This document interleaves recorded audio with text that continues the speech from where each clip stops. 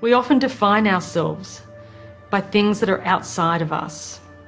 Our jobs, our relationships, the roles that we play in life. And when we lose those things, who we are and everything that we believed in is challenged.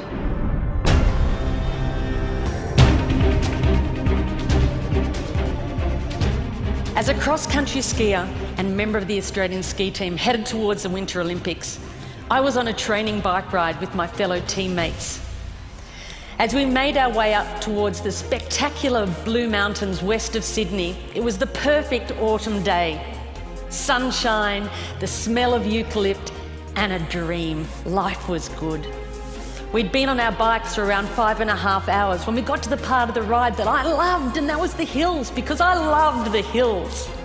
And I got up off the seat of my bike and I started pumping my legs, and as I sucked in the cold mountain air, I could feel it burning my lungs, and I looked up to see the sun shining in my face. And then everything went black. I'd been hit by a speeding utility truck with only 10 minutes to go on the bike ride. I was airlifted from the scene of the accident. By the time the helicopter arrived at Prince Henry Hospital in Sydney, my blood pressure was 40 over nothing. I was having a really bad day.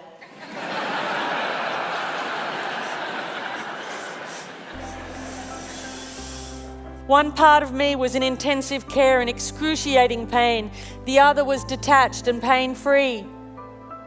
After 10 days, I made the choice to return to my body.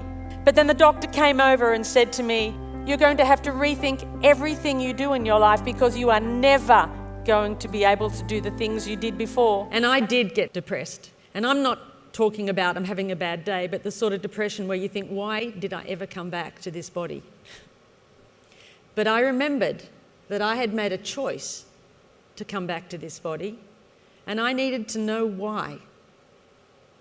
And so I decided that I would make another choice, and that was to accept not only my body, but the circumstances of my life. And I thought to myself, maybe rock bottom is actually the perfect place to start. An aeroplane flew over my house, and I thought, if I can't walk, then I might as well fly. I learned to navigate. I flew around Australia, and then I became an aerobatics flying instructor.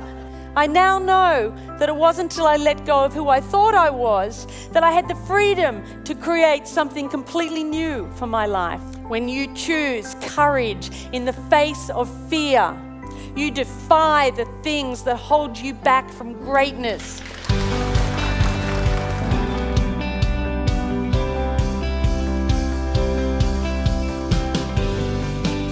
And Janine Shepherd joins us now. Tell us, what's the biggest lesson you learned from everything you've experienced? You know, as an athlete, I defined myself by my body. I thought that was my strength, and when I lost that, I had to look elsewhere, and that really, to me, highlighted the power of the defiant human spirit, and I think that's something that we all have, and when we connect with that, then anything is possible.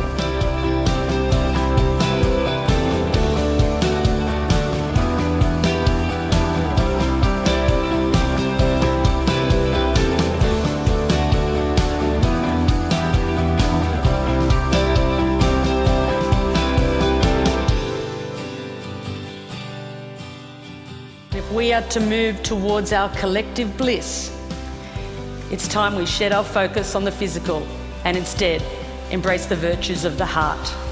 So raise your straws if you'll join me. Thank you.